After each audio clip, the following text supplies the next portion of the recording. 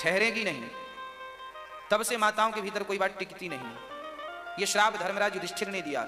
उसके पहले बहुत टिकती थी बात, कुंती बुआ ने बताया नहीं किसी को, टिका ली बात। अब नहीं छिपती, श्राप लग गया युधिष्ठिर जी का। देखो पिंडदान की पद्धति कितनी प्राचीन है। तो राम के हाथ से पिंड नहीं लिया, दशरथ जी ने सिया के हाथ से पिंड लिया, क्योंकि राम का दान कर चुके थे तो कैसे पिंड ले लें।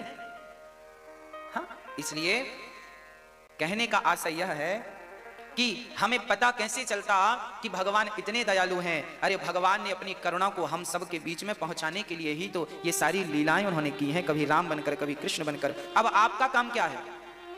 आप इन्हीं लीलाओं में खो जाइए, इन्हीं लीलाओं में आप डूब जाइए। राम में डूब जाइए, कृष्ण में डूब जाइए। और भगवान की कथाएं तो अनंत हैं, कभी पूरी होने वाली नहीं है। हरि अनंत हरि कथा अनंता, कहीं सुनहि बहुविधि सब संता। इसलिए राम जी आए, शबरी मां पर कृपा की। कृष्ण जी आए, कुब्जा पर कृपा की। अब भगवान कृष्ण को देखो, देखो भगवान कैसे हैं। ब्रजवासी कहते हैं कन्हैया चलो कबड्डी खेलते हैं, तो भगवान कबड्डी खेलने, कबड्डी कबड्डी कबड्डी कबड्डी कबड्डी कबड्डी कबड्डी। अब कबड्डी खेल रहे हैं और कबड्डी में शर्त क्या लगाई ब्रजवासियों ने कि यदि तुम हार गए तो हम तुम्हारे ऊपर बैठेंगे तुम्हें घोड़ा बनाकर, और यदि हम हार गए तो तुम हमारे ऊपर बैठना, और जो हारा वो जीतने वाले को पूरे गांव में घुमाएगा घोड़ा बनकर। आपने भी कभी ये खेल खेला होगा, हमने खेला है ये खेल। हम लोग भी कबड्डी बचपन में खेलते थे, जो हार जाता था उसके ऊपर बैठ जाते थे, चल घोड़ा, चल मेरे घोड़े, चल मेरे घोड़े, ऐसा ये हम लोग भी खेले। तो भगवान भी ब्रजवासियों के संग कबड्डी खेलते हैं। और भागवत के 10वें स्कंध में ये बात स्पष्ट श्री सुखदेव भगवान लिख रहे हैं कि एक बार भगवान ब्रजवासियों के संग खेलते खेलते कबड्डी हार गए। भगवान देखो इसलिए हार जाते हैं ताकि मेरा भक्त जीत जाए।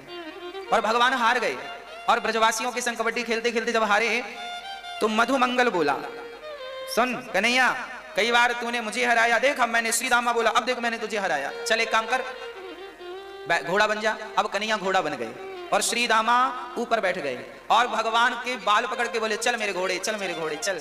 अब भगवान घोड़े बनकर चल रहे। अब सोचिए, देखिए ऐसा भगवान, मानो भगवान घोड़े क्यों बन गए। भगवान कहते हैं कि यदि तुम मुझसे प्रेम करते हो ना तो उस प्रेम के बल पर मैं तुम्हारा घोड़ा भी बनने को तैयार हूं। ये वही ब्रजवासी भक्त हैं जिनके लिए भगवान, जिनके प्रेम के बल पर घोड़े बन गए।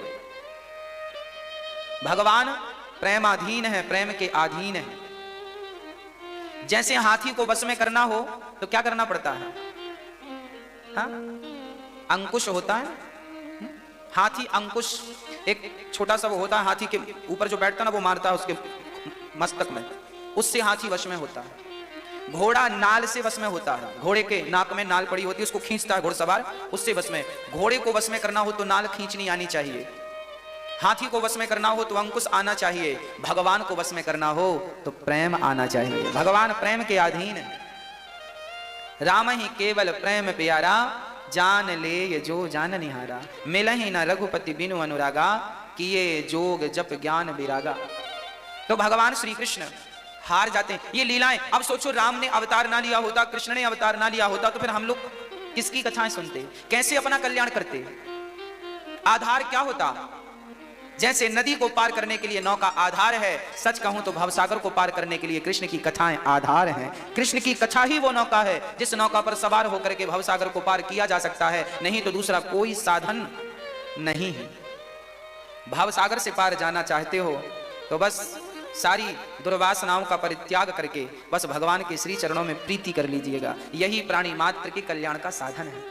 जब भगवान 6 दिन के हुए, सारे ब्रज में उत्सव चला, बड़ा आनंद चला। तब जब भगवान 6 दिन के हुए तब भगवान को मारने पूतना मौसी आ गई। पूतना लोक बालघ्नि राक्षसी रुधिरासना, जिघांसया पहरये स्तनम दत्वापसद्गतिम। पूतना मौसी बड़ी कुरूपणी थी, आ गई कृष्ण को मारने के लिए। देखो तो क्या क्या विचार लेके लोग आते हैं, भगवान को ही मारने आ गई।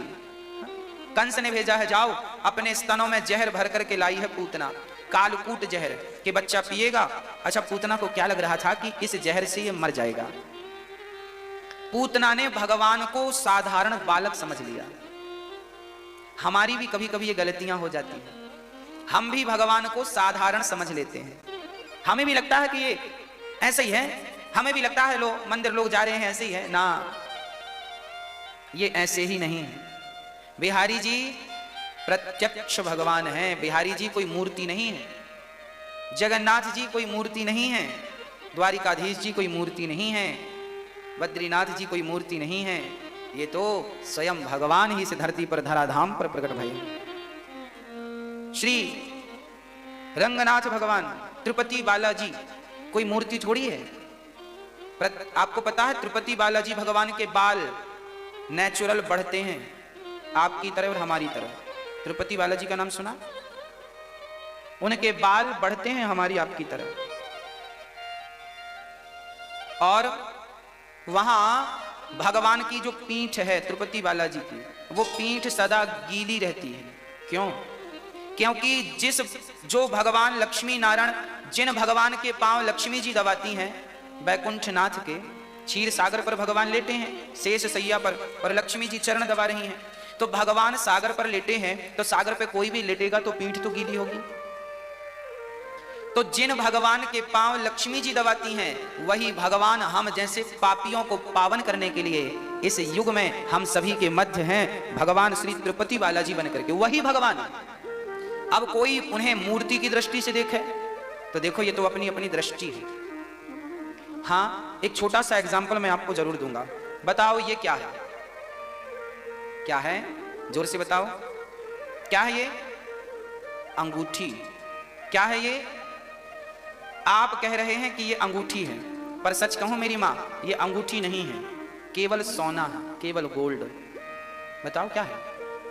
अरे गोल आकार है बस, आप कह रहे हैं अंगूठी। इसे कोई शून्य भी कह सकता है, जीरो। हाँ या ना? गणितज्ञ से पूछो ये क्या कहेगा? जीरो है। बोलो भाई, जीरो है? तो ना ये जीरो है ना ये अंगूठी है, रियल में केवल ये सोना है तो सोना, पर लोग कहते हैं अंगूठी है। उसी प्रकार है तो वो साक्षात भगवान, पर लोग कहते हैं कि ये मूर्ति है। मूर्ति नहीं है। जैसे तुम्हें सोने में अंगूठी दिखाई पड़ती है, उसी प्रकार ये संसार, ये ब्रह्मांड जो है, ये परमात्मा ही सृष्टि संसार के रूप में परिणत हो गई। पर अज्ञानवश हमें दिखता क्या है? अज्ञानवश ही तो हमें लगता है कि ये अंगूठी है। रियल में अंगूठी नहीं है, रियल तो वो सोना। अभी हम भट्टी पे डाल दें, तेजाब में डाल दें तो क्या बचेगा? अंगूठी बचेगी कि सोना बचेगा? अंगूठी नहीं बचेगी, परंतु सोना बचेगा। अंगूठी बनने के पहले भी ये सोना था, अंगूठी बना तो भी सोना है, और अंगूठी नहीं रहेगी तो भी सोना ही रहेगा। संसार नहीं था तो भी परमात्मा थे, संसार है तो भी परमात्मा है, संसार नहीं बचेगा तो भी एक ईश्वर रहेगा। ये संसार भगवान से ही प्रकट होता है। कैसे? वेदांत कहता है जैसे मकड़ी के भीतर से जाल प्रकट होता है। मकड़ी जो जाल बुनती है, वो जाल कहां से लाती है? धागा कहां से लाती है? जाल का। उसके भीतर से ही लार निकलती है, उस लार से वो धागा बनाती है। जैसे मकड़ी अपने से ही धागा प्रकट करती है, अपने ही बनाए धागे में खेलती है, और जब उसका मन होता है तो धागे को निगल जाती है, वो जाल खा लेती है। पता है आपको? स्वयं बनाती है, स्वयं खेलती है, स्वयं उसे खा लेती है। उसी प्रकार परमात्मा से ही, जैसे मकड़ी से ही जाल प्रकट हुआ, उसी प्रकार परमात्मा से ही ये ब्रह्मांड, ये संसार प्रकट हुआ है, उसी से प्रकट हुआ है। और वही है जैसे मिट्टी से घड़ा बना है, मिट्टी से घड़ा बना है। अब उस घड़े में मिट्टी के सिवा क्या है? जैसे घड़े में मिट्टी के सिवा कुछ नहीं है, पर अज्ञानवश लोग कहते हैं कि ये घड़ा है, उसे कोई मिट्टी नहीं कहता कि ये मिट्टी है। हाँ, उसी तरह भगवान ही हैं, पर अज्ञानवश लोग कहते हैं कि ये संसार है। संसार जैसा कुछ नहीं है। परमात्मा जैसे मिट्टी ही घड़ा बन गई, ऐसे भगवान ही ये संसार के रूप में परिणत हो गए। सर्वम खलविदम ब्रह्मा, गोस्वामी जी लिख रहे हैं, सिय राम मैं सब जग जानी, करहूं प्रणाम जोरे जोग पान। पूतना लोक बालघनी, राक्षसी रुधिरासना, जिघांसया पहरे स्तनम दत्वापसद्गतिम।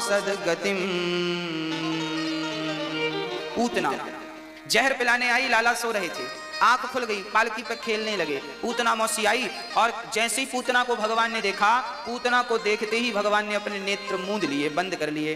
किसी ने कहा भगवान आपने पूतना को देखकर नेत्र क्यों बंद कर लिया? तब भगवान ने कहा देखो पूतना हमें मारने आई है और हमारा स्वभाव है तारना, तो हम आंख बंद करके पूतना के पुण्य देख रहे हैं कि एक भी पुण्य मिल जाएगा तो इसे भवसागर से हम पार लगा देंगे। भगवान तो तारना जानते हैं। क्या जानते हैं भगवान? भगवान तारना जानते हैं। यह है कि हम भगवान के करीब जाते ही नहीं, है ना, संसार के पीछे भागते रहते। इसलिए भगवान ने पूतना को देखकर आंखें बंद कर ली, किसका एक भी पुण्य मिल जाएगा तो इसे भवसागर से हम पार लगा देंगे। तो रिश्तेदारी भगवान से होनी जरूरी है। भगवान तो केवल तारना जानते हैं। अच्छा, भगवान ने आंखें इसलिए भी बंद कर ली कि पूतना बहुत सुंदर बनकर आई थी नहीं। अच्छा, पूतना सुंदर, अच्छा भगवान ने आंखें इसलिए बंद कर ली पूतना को देख के क्योंकि भगवान कहते हैं निर्मल मंजन सो मोहि पावा, मोहि कपट छल छेद्र न भावा।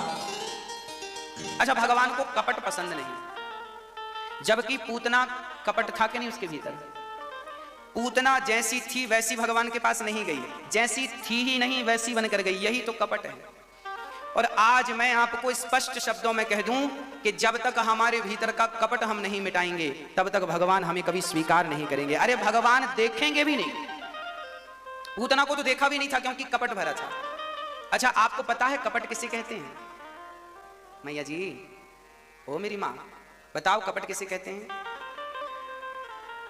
चलो अब हम बता देते हैं। मेरी माँ, कपट किसे कहते हैं? देखो, आपको किसी ने कह दिया कि तुम बड़े क्रोधी हो तो आपको गुस्सा आता है कि नहीं? अच्छा, आपको किसी ने कह दिया कि तुम बहुत बड़े लोभी हो तो गुस्सा आता है कि नहीं? और किसी ने कह दिया कि तुम बहुत बड़े कामी हो तो गुस्सा आएगा कि नहीं? अच्छा, हाँ या ना, गुस्सा आएगा। अच्छा, मुझे ये बताओ, आप क्रोधी हो कि नहीं? लोभी हो कि नहीं? कामी हो कि नहीं? हैं। हम कामी भी हैं, क्रोधी भी हैं, लोभी भी हैं। पर हमें कोई कह दे कि तुम क्रोधी हो तो गुस्सा, हम अपने बुराई को ठीक नहीं करेंगे। हमें जो बोल रहा हम उस पर टूट पड़ते हैं। हमें कहता कामी। हाँ मेरी मां, जो तुम हो, तुम जो हो एक बार वो स्वीकार कर लो, और यही पूरी जिंदगी में आदमी कर नहीं पाता। आप किसी से कहो कि तुम बहुत बुरे आदमी हो तो वो व्यक्ति अपनी बुराइयां तो ठीक नहीं करेगा और आपको पिटवा और देगा, हमें बुरा कहता, मारो इसे, हमें बुरा कहता। लो, यही कपट है। जो बुराई तुम्हारे भीतर है तुम उसे तो ठीक कर नहीं रहे हो, और जो तुम्हें बता रहा है कि तुम्हारे में ये बुराई है वो तुम उस पर चिल्लाने लगे। यही कपट है। अच्छा, मैं कामी हूं कामी, तो कामी हूं तो स्वीकार करने में क्या बुराई है? बताओ, कौन नहीं है कामी? जो नहीं है हम उन्हें प्रणाम करें। पर काम वासना भला किसे परेशान नहीं करती? बड़े बड़े साधु संतों को भी तो ये परेशान करती है। हाँ, सबके भीतर काम वासना भरी पड़ी है, स्त्री हो पुरुष हो, है सबके भीतर, पर सब लोग बड़ी चतुराई से छिपा रहे हैं, प्रकट ना हो जाए। प्रकट, इतने ही चतुराई से तुम भगवान को हृदय में छिपाते तो कल्याण हो जाता, जितनी चतुराई से तुम बुराई को छिपा रहे हो। अब समस्या यह है कि तुम कामी हो, कहो किससे? अच्छा, आपके भीतर बुराइयां हैं, आपको डर लगता है कि आपने अपने दोस्तों से बताया तो वो आपकी मजाक उड़ाएंगे, देखो देखो देखो, जबकि है उसके भीतर भी ये बुराई, पर आपको डर लगता है हम कह देंगे तो हमारी मजाक उड़ाएंगे। कोई बात नहीं। देखिए, किससे कहना है?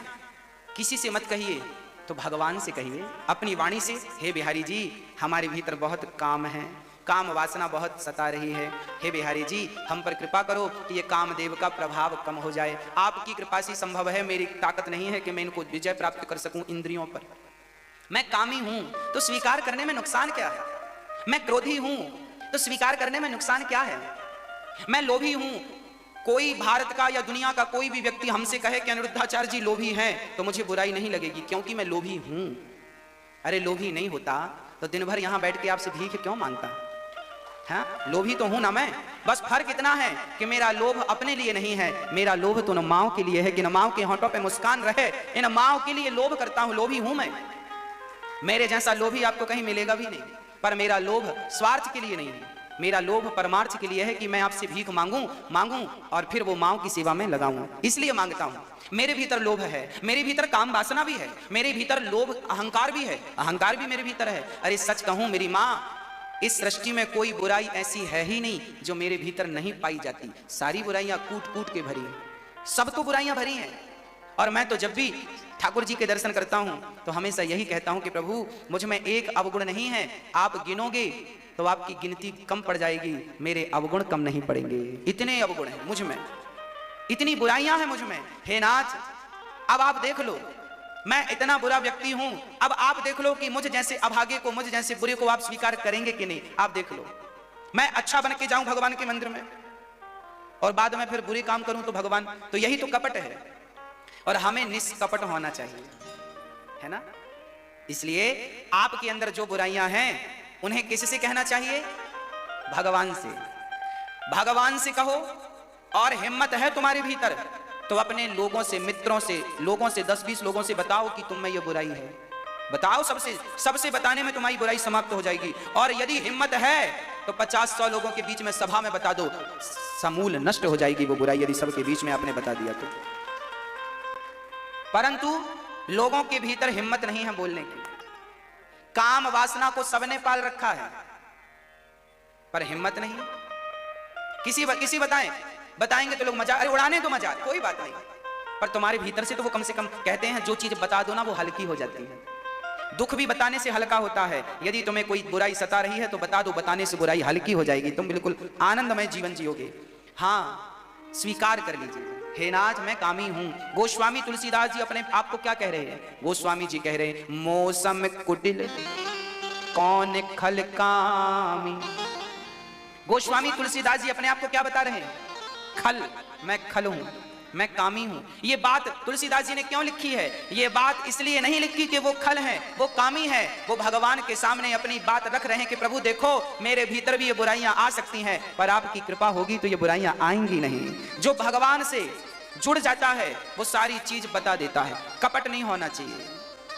आपने कोई चीज छिपा के रखी है तो वो कपट है। और भगवान को भक्त का कपट बिल्कुल भी अच्छा एक बात बताओ, आपका पति आपसे कपट करे तो क्या आपको भाएगा?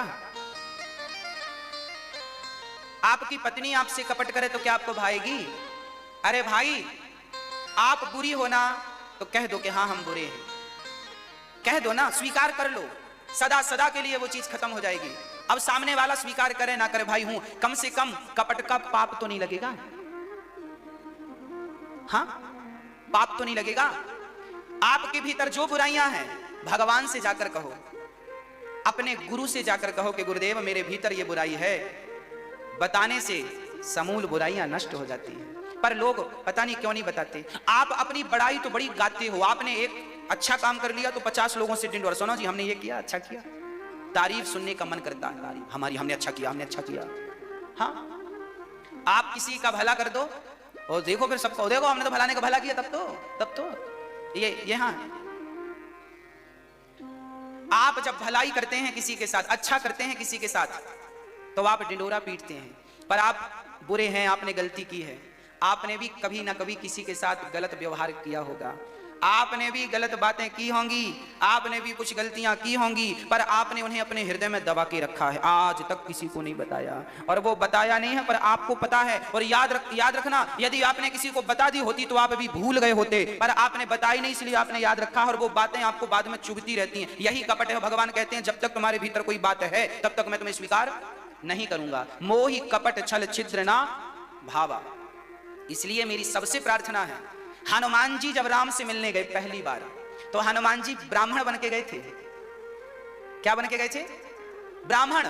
जब ब्राह्मण बन के गए तो चरणों में गिर पड़े, राम जी मैं आपका दास। राम जी ने गले नहीं लगाया, ना देखा, पड़े रहो। और जब हनुमान जी अपने बंदर के रूप में आए तो हनुमान जी को राम जी ने गले लगा लिया। क्यों? क्योंकि अभी वो रूप जो था वो कपट का रूप था, रियल रूप तो तुम्हारा, अरे रियल तुम बंदर जैसे भी हो तो भगवान तुम्हें गले से लगा सकते हैं, पर कपट में तो तुम सुंदर नहीं महासुंदर बन जाओ तो भगवान तुम्हें स्वीकार नहीं करेंगे। इसलिए कह दो भगवान से कि हे नाथ मैं कामी हूं मतलब हूं, क्रोधी हूं, लोभी हूं, कर लो। काम क्रोध मद लोभ सब नाथ नरक के पंथ, सब परिहरि रघुबीर भजहूं भजहि जेहि संत। अच्छा, कुछ लोगों को पैसा चाहिए होता है, पर वो अपने आप को ये नहीं कहते कि मैं लोभी हूं, पैसे दे दो, नियत पैसों में है, पर वो अपने आप को बिल्कुल शुद्ध बना के नहीं नहीं साहब हम तो पैसे वैसे लेते नहीं, छूते नहीं, भरा वही कचरा है भीतर, पर दिखाने के लिए। पता नहीं ये किसे दिखा रहे हैं, किसे दिखा रहे हैं? हाँ? हम तो आपको देखकर कल भूल जाएंगे, पर याद रखना जो भी आप दिखाना, अच्छाई या बुराई, वो हमें और आपको या जमाने को मत दिखाना। जमाना का क्या है, आज देखेगा कल भूल जाएगा। अच्छा बताओ, परसों आपने क्या खाया था, याद है? कल क्या खाया था, याद है? अरे 5 दिन पहले क्या खाया था, याद है? कुछ लोगों को तो सवेरे क्या खाया वो याद नहीं है। तो दुनिया तो कल का खाया याद नहीं रखती, और तुम कहते हो कि हम दुनिया को दिखा रहे। दुनिया को दिखाने के चक्कर में मत बर्बाद हो जाना। आप जो दिखाओ बस अपने बिहारी जी को, अपने भगवान को दिखाओ, प्रभु आप देखिए बस। हम किसी को नहीं दिखाएंगे कि हम अच्छे हैं, हम कभी ये नहीं कहेंगे कि आप हमें अच्छा कहो, हम कभी ये नहीं कहेंगे कि आप हमें ये समझो। ना, हम अच्छा बने तो आपकी नजरों में नहीं, अपने बिहारी जी की नजरों में अच्छा बने। और बिहारी जी की नजरों में अच्छा बनेंगे तो तब बनेंगे जब हमारे भीतर का कपट समाप्त हो जाएगा। हाँ, कपट समाप्त कर दीजिए। तो आज के बाद आपकी कोई बात आपको बताए कि तुम बुरे हो तो आप क्या करेंगे? बताओ, आज से आप क्या शिक्षा पा रहे हैं? आज के बाद आपको किसी ने कहा कि तुम बड़े गुस्से वाले हो, तो आप क्या करेंगे? उसे डांटेंगे नहीं, उसे मत डांटिए। आप देखिए आपसे कहां गलती हो रही है, क्यों ज्यादा गुस्सा कर, अपने आप को ठीक करना है। संत इस बात पर कहते हैं, निंदक नियरे राखियो आंगन कुटी छवाय, बिन साबुन पानी बिन निर्मल करत स्वभाव। जो आपकी आलोचना करता है, निंदा करता, उसे घर के सामने बसाओ ताकि उसके कारण आप शुद्ध हो जाओ। अरे गंगा का जल तो शरीर की मैल धुलता है, पर आपकी बुराई बताने वाले लोग तो आपके मन की मैल धुलने की ताकत रखते हैं। अब आप धुलने वाले बने तो अब आपको गुस्सा, हमें बुरा कहता, हमें आप गुस्सा ना किया करो, ठीक करो अपने आप को। आप में कहां गलती हो रही है उसे ठीक करना है। गलती बताने वाले पे गुस्सा नहीं करना कि अब उस पर टूट पड़ो ना, वो तो आपका हितैषी है कि बेचारा आपके लिए समय निकाल के बता रहा तुम यहां गलत हो, ठीक करो, यहां गलत, ठीक करते जाओ, आप बहुत अच्छे हो जाएंगे। इसलिए गोस्वामी जी ने रामचरितमानस लिखने में सबसे पहले दुष्टों की वंदना की है, खलों की वंदना की है। बोले पहले इनको खुश करो, ये बड़े सहायक लोग हैं, ये हमारी बुराई बताते हैं तो हमें सुधारने का मौका मिलता है, अवसर मिलता है। भाई आप हमें बताओगे कि महाराज जी आप यहां पर गलत हो, तब तो हम सुधारेंगे, हमें पता ही नहीं चलेगा कि हमारी गलती क्या है, तब तो हमें कैसे सुधार होगा? हमारा का संचार क्यों नहीं हुआ? हाँ मेरी माँ, यदि गंगा नहाने से सब निर्मल हो जाता है तो मछुआरे के विचार निर्मल क्यों नहीं हुए?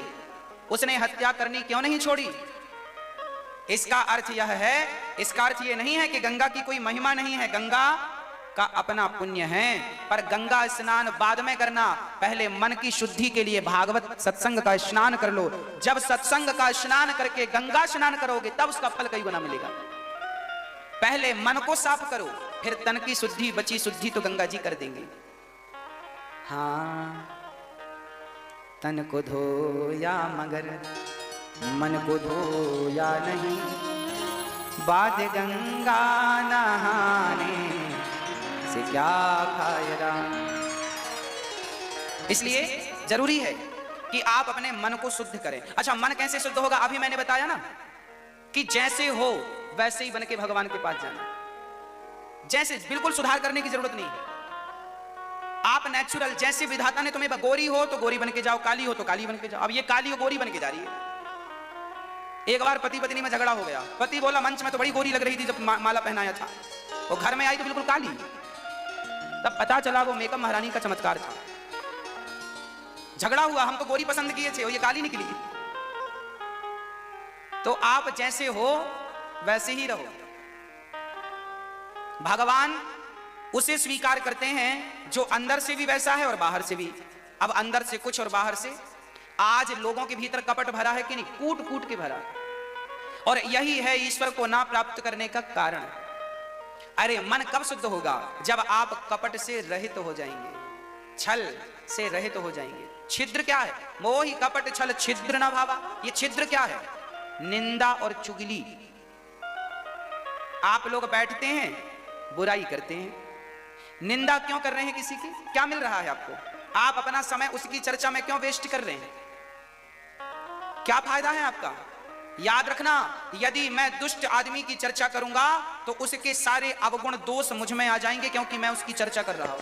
और मैं किसी साधु पुरुष की चर्चा करूं, संतों की चर्चा करूं तो संतों के गुण मेरे भीतर आएंगे। भगवत चर्चा करूं तो भगवान के गुण मेरे भीतर आएंगे। जो व्यक्ति जिसकी चर्चा ज्यादा करता है उसके गुण उसके भीतर प्रवेश कर जाते हैं। इसलिए आप पड़ोसन की बुराई करती हो तो पड़ोसन का स्वभाव आपका स्वभाव पड़ोसन की तरह आपका स्वभाव भी हो जाता है। चिड़चिड़ापन आ गया क्योंकि आप बार बार उसी की चर्चा करते थे।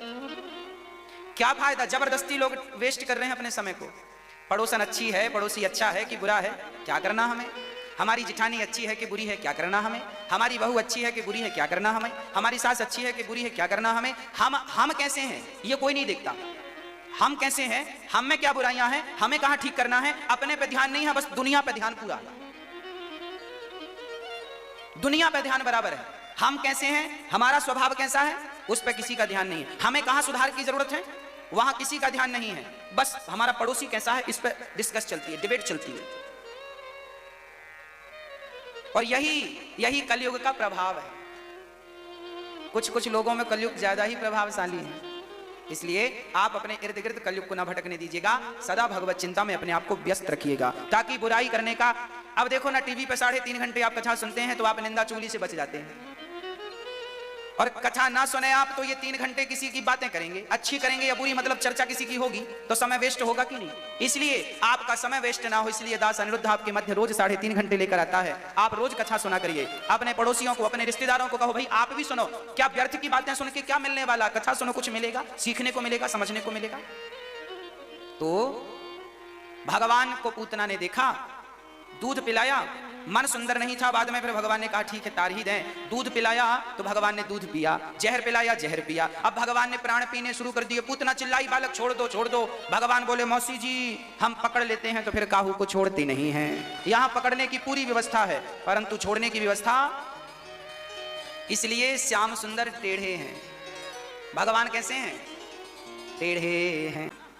आपके बैठने का अंदाज देख के हम बता देंगे कि आप अहंकार से कितने भरे हैं और कितने सरल हैं। आपकी आसन, आप बोलेंगे नहीं, आपके बैठने का तरीका बता देगा कि आप अहंकारी हैं या नहीं। है ना संत भगवान? हमारे अयोध्या में एक संत जी थे, वो खाते हुए आदमी को देखकर बता देते थे कि ये पिछले जन्म में क्या था। खाने का तरीका सबका अलग अलग होता है। आपने खाने वालों को गौर किया होगा। अब देखो, आप गौर करेंगे, मैंने बोला है तो अब आप देखेंगे खाता कैसे है। वैसे आप देख लेंगे तो ये नहीं पता लगा पाएंगे कि पिछले जन्म में क्या था, पर बड़े बड़े साधु संत दिव्य पुरुष ये पता लगा लेते हैं कैसा था। कई लोगों को आपने देखा होगा, एक रोटी को 2 बार में खा जाते हैं।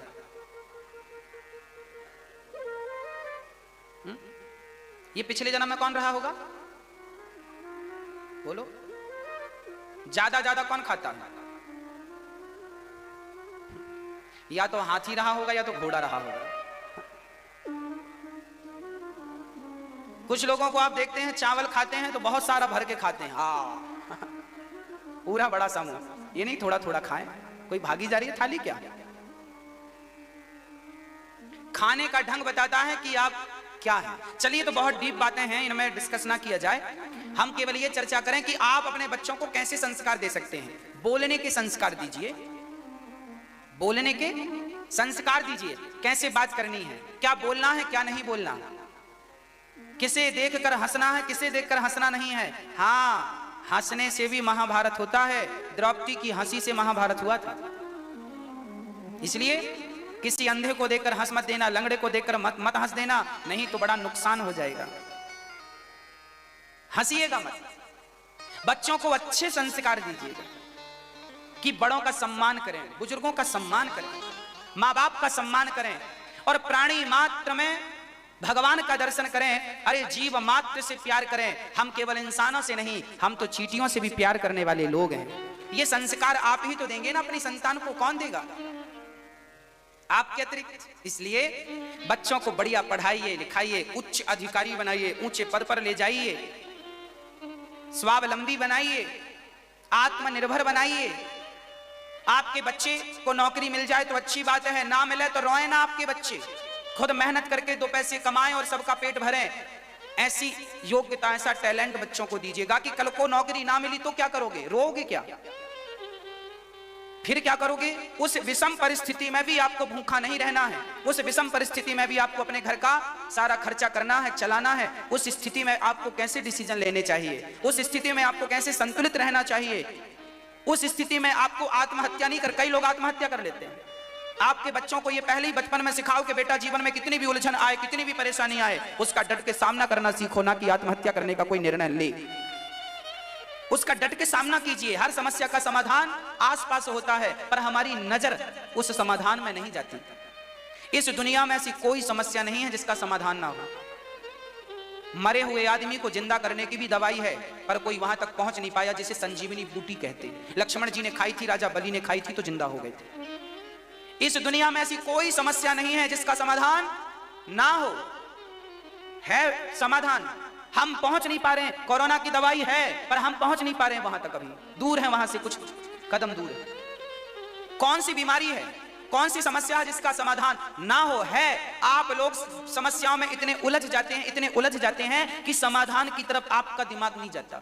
इसलिए कहते हैं कि जब जीवन में कोई समस्याएं आए तो बिल्कुल ठंडे दिमाग से 5 मिनट, 10 मिनट, आधा घंटा, 1 दिन, 2 दिन विचार करो, तुरंत निर्णय ना लो। सोचो, कम समय है तो जल्दी से सोचो, बिल्कुल ठंडे दिमाग से। इसका क्या समाधान हो सकता है? क्या हो सकता है इसका? इस बात का क्या जवाब हो सकता है? विचार करके बोलो। सामने वाले ने गाली दी, तुम भी दी, ये समाधान नहीं है। सामने वाले ने हाथ उठाया, तुमने भी उठा दिया, यह समाधान नहीं है। विचार करो,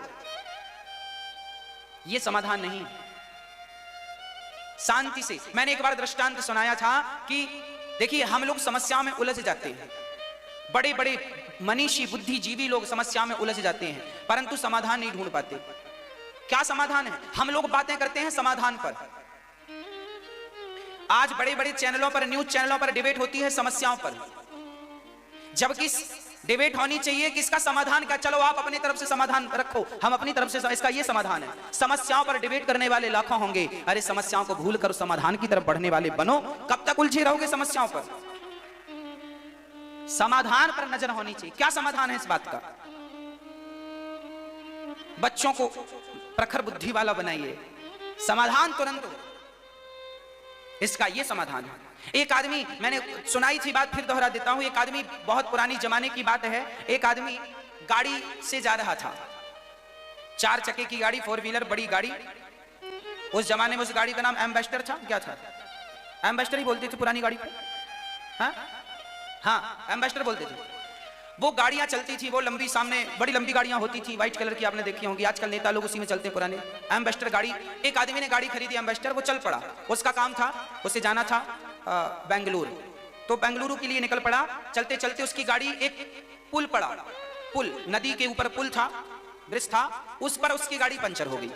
अचानक गाड़ी पंचर हुई, वो गाड़ी से उतरा और स्टेपनी खोला।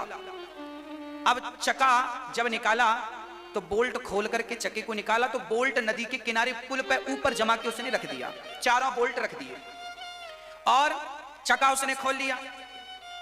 पीछे की स्टेपनी खोली और वो लगाने के लिए जैसे ही टायर अंदर किया तो वो हाथ से छूट गया, और उस टायर के धक्के से वो 4 बोल्ट जो नदी के किनारे, वो 4 नदी में गिर गए। अब चक्का तो है, पर कसने के बोल्ट पानी में गिर गए। अब लो, और गर्मी बड़ी कड़ी, धूप, और आसपास कोई पेड़ पौधा भी नहीं। अब कड़ी गर्मी, और टायर तो है, पर बोल्ट कसने वाले 4 बोल्ट होते हैं, वो 4 गिर गए। अब क्या करें? अब ये क्या थी? समस्या थी। क्या थी ये? समस्या है। अब क्या करें? अब क्या गाड़ी बिना बोल्ट के 1 कदम चलेगी? टायर बाहर आ जाएगा। अब क्या करें? अब वो इतना बड़ा इंजीनियर था, पढ़ा लिखा था, बुद्धिजीवी था, पैसे, पर उसके पास समस्या तो थी पर समाधान नहीं था। समाधान किसके पास था? आप बताओ उसका क्या समाधान था? आपके साथ ये घटना घटती तो आप क्या करते? आप भी परेशान हो जाते, आप भी समस्या में। परंतु सामने से गाय चराता हुआ एक ग्वाला आया, और ग्वाला देखा कि कोई साहब जी बड़े परेशान हैं, तो गाय चराता चराता जब वो जा रहा था तो पास में आया। साहब जी राम राम। राम राम। क्या हुआ, आप बड़े परेशान हैं? उसने कहा तुम्हें क्या बताऊं, तुम तो ग्वाला हो, गाय चराने, तुम्हें क्या पता, हमारी गाड़ी के 4 बोल्ट गिर गए हैं पानी में, अब ये बताओ मिलेंगे कहां? ग्वाले ने कहा यहां से 30 किलोमीटर आगे दुकान है, शहर है 30 किलोमीटर, वहां मिल सकता है। अरे तो ये तो एक कदम नहीं जाएगी, अब मैं 30 किलोमीटर कैसे जाऊं? वो माथा पीट पीट के रोने लगा। तभी उस ग्वालिये ने कहा साहब जी एक बात बताऊं? हाँ हाँ बताओ। बोले आप ऐसा क्यों नहीं करते, आप 3 चक्के का एक एक बोल्ट खोल लीजिए, आपकी गाड़ी में 3 चक्के और हैं सलामत, एक एक बोल्ट खोल लीजिए और 3 बोल्ट इसमें लगा दीजिए, तो फिर आपकी 30 किलोमीटर तो गाड़ी 3 बोल्ट से चली जाएगी, हर 5 किलोमीटर में देखते रहना कोई गड़बड़ी तो नहीं हुई, वैसे भी चली जाएगी। अब ये कहकर वो ग्वाला तो चला गया। ये इंजीनियर बड़ा आश्चर्य में पड़ा कि राम राम, मैं इंजीनियर हूं, ये समाधान मेरे दिमाग में क्यों नहीं आया, मैं 1 घंटे से परेशान हूं। आपके पास समस्या तो थी पर समाधान इसलिए नहीं था क्योंकि आप समस्या में उलझ गए थे, आपने अपने माइंड को काम करने ही नहीं दिया, माइंड को आपने समस्या में उलझा के रखा तो उससे सोचने का समय नहीं मिला। इसलिए माइंड को फ्री रखा करो, कोई भी समस्या आए तुरंत माइंड को समाधान की तरफ ले। क्या समाधान है इसका? तुरंत बिना गुस्से में, बिना क्रोध के शांत चित्त से विचार करो, होगा आसपास ही समाधान होगा। वो इंजीनियर गए और अपना काम बनाया उन्होंने। हर समस्या का, पति पत्नी में झगड़ा है ये समस्या है, इसका भी समाधान है। क्या समाधान है? बोले एक जन शांत हो जाओ, एक जन शांति से, सामने वाला बोल रहा है, पति बोल रहा, पत्नी चुप रहे, पत्नी बोल रही, पति चुप रहे, लो समाधान है। थोड़ी सी समझदारी चाहिए और जो कि लोगों के भीतर है नहीं। अब संस्कार की बात करूं तो यही संस्कार बच्चों को देने चाहिए, उचित संस्कार, अच्छे संस्कार देने चाहिए। आप अपने बच्चों को बढ़िया सा ऐसे संस्कार दो जिससे वो कभी भिख मंगे ना बने। आपके बच्चे ना भीख मांगने वाले बन जाते हैं। आजकल तो माँ बाप भी भीख मांगते हैं। एक बेटी का विवाह हो रहा था, एक पिता की एक बेटी थी, एक बेटा था। बड़ा सामान्य जीवन था, सरकारी नौकरी थी, 15-20 हजार रुपए उसे मिलते थे, सरकारी जॉब थी। बेटा बेटी थे, लोन लेके उसने अभी एक नया घर बनाया था। बेटी सयानी हो गई तो लड़का देखकर बढ़िया सी विवाह की तारीख पक्की हो गई। लड़का बड़ा अच्छा था, योग्य था, होनहार था। बारात आई, कन्यादान की रस्म चल रही थी। मंडप के नीचे कन्या बैठी थी। पिताजी कन्यादान करने पहुंचे तो मंडप के नीचे एक रस्म होती है, लड़की के पिता पूछते हैं अपने दामाद से, बेटा तुम्हें क्या चाहिए? तो उस लड़के से पूछा गया भाई आपको क्या चाहिए? तो उसने कह दिया हमें गाड़ी चाहिए, 4 व्हीलर चाहिए, 4 चक्के की गाड़ी। लड़की के पिता के तो पांव के नीचे से जमीन खिसक गई। उन्होंने कहा बेटा हमारी तो आपसे ऐसी कोई बात हुई नहीं थी, लेन देन की तो पहली सारी बातें हो गई थी, पर गाड़ी तो देने का कोई बात चर्चा हुई नहीं थी। वो लड़का बोला चर्चा हुई हो या ना हुई हो, हमारे सारे फ्रेंडों को गाड़ी मिली है तो हमें भी गाड़ी चाहिए, नहीं दोगे तो हम चले जाएंगे, विदा ही नहीं होगी। अब लड़की का पिता बड़ा चक्कर में पड़ा, राम राम इतनी महंगी गाड़ी कहां, मेरी औकात नहीं है गाड़ी देने की, पर मांग रहा है ये। पिता तो पिता है ना, बाप तो बाप होता है।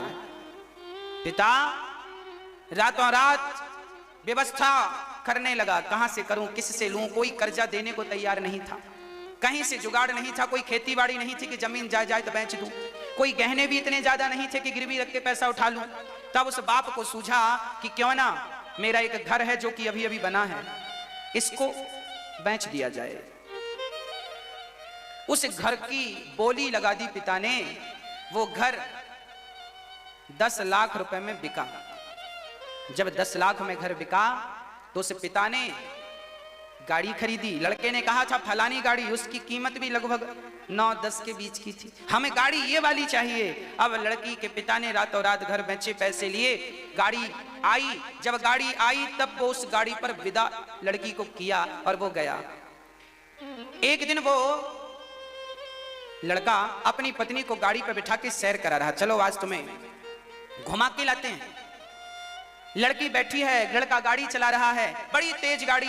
आगे एक मंदिर था, भिखारी लोग रास्ता पार कर रहे थे और ये गाड़ी बड़ी तेज। लड़की बोली धीरे चलो, पर ये तो एक्सीलेटर दबाया, गाड़ी चली। आगे एक भिखारी आ गया, अपाहिज, हाथ में बैसाखी थी, एक पांव टूटा था और बस चल रहा था धीरे धीरे। वो सड़क के बीच में आया और इसकी गाड़ी बिल्कुल पहुंच गई, ब्रेक पे चढ़ गया, घिसटती हुई गाड़ी जाकर उस बूढ़े आदमी के पास खड़ी हो गई। बाल बचा एक्सीडेंट होते होते।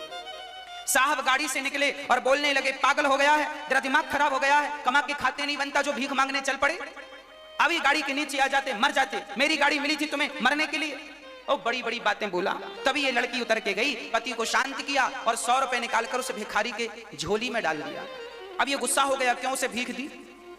तब इस लड़की ने कहा अपने पति से, सुनो, ये जो भिखारी है ना, ये अपाहिज है, इसका एक पांव टूटा है, भीख मांगना तो इसकी मजबूरी है, ये कमा कर खा नहीं सकता क्योंकि पांव टूटा है, और ये अपाहिज है इसलिए मजबूरी में ये भीख मांगता है। पर आपके पास तो कोई मजबूरी नहीं थी, आपका तो पांव नहीं टूटा था, फिर भी मंडप के नीचे मेरे पिता से गाड़ी की भीख मांगी कि नहीं। इस लड़की ने ये जब कहा, उस लड़के का सिर शर्म से झुक गया। और आज यही दुर्दशा अधिकाधिक लोगों की है। आज लोग दहेज लेने वाले बन रहे हैं। अरे लड़की का पिता जो स्वेच्छा से दे दे रख लो, पर डिमांड तो ना करो कि ये चाहिए वो चाहिए। कई बार लड़की के पिता जमीन और जायदाद बेच देते हैं। क्या ये सही है? कर्जा लेकर बेटी का विवाह करते हैं और कर्जा ना चुका पाने के कारण कई बार माँ बाप को आत्महत्या करनी पड़ती है। क्या ये न्याय है? क्या ये संस्कार दिए हैं आपने अपनी संतान को? क्या ये पढ़ाया है आपने अपने बच्चों को? दहेज लेना कितना बड़ा, अरे जो दहेज दे पिता स्वेच्छा से वो तो अच्छा है, लेना चाहिए, मांग कर किसी को परेशान नहीं करना चाहिए। आप अपने बच्चों को क्या ऐसा बनाएंगे कि वो भी किसी के सामने हाथ फैलाएं? आप लोग भी तो दहेज लेते हैं ना। हाँ, मैं देखता हूं समाज में शादियों की बात होती है तो पता नहीं कहां से लोगों की एनर्जी आ जाती है। 10 लाख चाहिए, 20 लाख चाहिए, इतना बड़ा मुंह फाड़ते हैं, पैसा चाहिए, पैसा चाहिए। आज ना किसी को योग्य लड़की नहीं चाहिए, आज तो पैसा चाहिए, इसलिए पैसा मिल जाता है पर योग्य लड़कियां नहीं मिलती। पहले के लोग पैसे की डिमांड नहीं करते थे, घर परिवार चलाने वाली संस्कारी लड़की ढूंढ कर लाते थे, और आजकल तो बस पैसा लाते हैं। बस लड़के का बाप बेटे को पढ़ाने लिखाने तक का पैसा लड़की के बाप से वसूल करता है। इतना पढ़ाया है, इतनी जॉब में इतने खर्चे हुए, सब तुम दो। सच कहें तो आजकल का बाप अपने बेटे को बेच देता है। दहेज लेना मतलब बेटे को बेचना, और जब आपने बेटे को बेच दिया तो फिर उम्मीद मत करना कि बुढ़ापे में वो तुम्हें गिलास भर पानी देगा, क्योंकि बेच दिया है आपने। बेच क्यों दिया? क्या ये सही था? क्या इसकी आज्ञा शास्त्र दे रहे थे? क्या आपका धर्म इसकी इजाजत दे रहा था? फिर भी आपने अपने पुत्र को बेच दिया, इसलिए पैदा किया था कि दहेज मांग सको। पैसा पैसा पैसा, मरोगे तो बांध के ले जाओगे पैसा। क्या दहेज जैसी गंदगी को हमारी समाज से कब को निकाल बाहर करना चाहिए। पर आज भी बड़े बड़े लोग पैसा लेते हैं, पैसा मांगते हैं। कब आएगी बुद्धि, कब अक्ल आएगी, भगवान जाने। आप लोग तो अपने बच्चों को भिखारी नहीं बनाओगे, भिखमंगा तो नहीं बनाओगे। जो भिखारी वो होते हैं जो मंदिर के बाहर बैठकर भीख मांगते हैं, उन्हें भिखारी कहते हैं। और जो दहेज की भीख मांगते हैं इन्हें भिखारी नहीं, इन्हें भिखमंगा कहते हैं। क्या बोलते हैं? आप तो नहीं मांगेंगे। मैया, हमारी माताएं भी लिस्ट भिजवाती हैं, ये साड़ी सास की, बहू की, ननद की, जेठानी की, और पड़ोसन की भी साड़ियां बुलवा के रख लेती हैं। आज शादियों में बड़ा खर्चा होता है। कल बच्चा पैदा हुआ, उसके भी कपड़े लिख के भेज देते हैं। कपड़े पहनाने की ताकत नहीं थी तो बच्चे काहे पैदा कर लिए? होता मैंने देखा है, जो बच्चा भी 2 दिन पहले पैदा हुआ उसके भी कपड़े लिख के भेज दिए, इसके भी बच्चे के भेजवाना कपड़े। शादियों में होता सबके कपड़े भिजवाओ, और एक के यदि रह गए तो लड़की को ताने सुनने मिलता, तेरी माँ ने कपड़े नहीं भेजे फलानी के। बताओ, ऐसी ऐसी सोच वाले भारत में चल रहे। और अब तो मैं आपसे निवेदन करूंगा कि दहेज ना लेना, और अपने बच्चों को इतना योग्य बनाना कि उन्हें किसी के सामने हाथ फैलाने की जरूरत ना पड़े, दहेज की भीख लेने की जरूरत ना पड़े। और यदि आपने दहेज लिया तो फिर आप क्या बन जाएंगे? आप क्या बन जाएंगे? भिखमंगे बन जाएंगे। लिखवाइएगा घर के बाहर नेम प्लेट में, भिखमंगे का घर यही है। और यदि आपने दहेज ली और भिखमंगा बने तो सपने में मैं भी आऊंगा आपको कहने, भिखमंगे सो रहे हो? सपने में आऊंगा आपके। यदि आपने दहेज लिया तो आपको बताने के लिए, देखो आपने भीख ली है, समझाया था, सुनाया था, बताया था, नहीं समझा।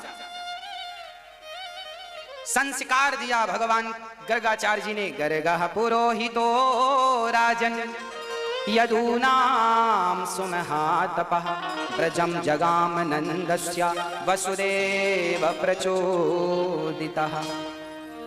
बच्चों को ऐसे संस्कार दो कि उनके भीतर दया का भाव हो, दया हो, सेवा का भाव हो, सेवा करने वाले बच्चे हों। अरे एक लायक बेटा पूरे देश को नाम ऊंचा कर देता है, पूरे देश का कल्याण कर देता है, एक लायक। इसलिए सेवा करने वाले बच्चे हों आपके, आप भी अपने बच्चों से सेवा कराइए, सेवा के संस्कार दीजिए, पढ़ाइए लिखाइए, योग संस्कारी बनाइए। और ये दास अनिरुद्ध, किसी ने हमसे कहा महाराज जी आप थोड़ा रेस्ट भी किया करिए, रेगुलर आप कार्य करते हैं, रेगुलर कथा सुनाते हैं, आप थकते नहीं हैं क्या? हमने कहा भैया आपकी एक माँ है तो पूरा दिन आप बिजी रहते हैं, हमारे तो 50 माएँ हैं, तो इनकी सेवा के लिए तो हमें व्यस्त रहना ही पड़ेगा। आपके परिवार में 4 लोग हैं, ज्यादा से ज्यादा 6 लोग हैं, और ज्यादा से ज्यादा 10 लोग हैं। आपके परिवार में ज्यादा से ज्यादा 6 लोग हैं, तो आप 6 लोगों के लिए दिन भर कमाते हो कि नहीं?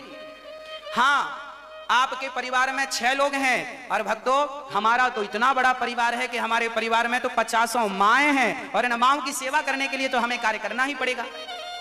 इसलिए इन माओं की सेवा के लिए आपसे हम जरूर निवेदन किया करते हैं कि आप भी इस कार्य से जुड़िए। जो बच्चे अपने माँ बाप की सेवा नहीं करते, उन माओं की सेवा ये दास अनिरुद्ध करना चाहता है और करता है। देखिए इन सभी माओं की सेवा ये दास करता है, और ये सभी माओं का आशीर्वाद हमें मिलता है। जो बच्चे अपने माँ बाप को घर से निकाल देते हैं, वो माँ यहाँ गौरी गोपाल वृद्धाश्रम में आकर के और ये दास के पास रह करके दास को आशीर्वाद देती हैं, और सभी माओं का आशीर्वाद लेने का हमें परम सौभाग्य प्राप्त होता है। इसलिए कहता हूं आप सभी अपने अपने माँ बाप की सेवा कीजिएगा, और यदि आपसे अपने माँ बाप की सेवा ना होए तो आप उन्हें कुछ बोलिएगा मत, भेज दीजिएगा इस दास के पास, ये दास अनिरुद्ध उनकी सेवा करेगा। हाँ, उनकी सेवा करेगा। प्रिय भक्तों, माओं की सेवा हमारा परम कर्तव्य है। इसलिए आप सभी से प्रार्थना है कि आप भी इस माओं की सेवा के कार्य से जुड़ें, और आप किसी एक माँ के रहने के लिए छत की व्यवस्था करा सकते हैं।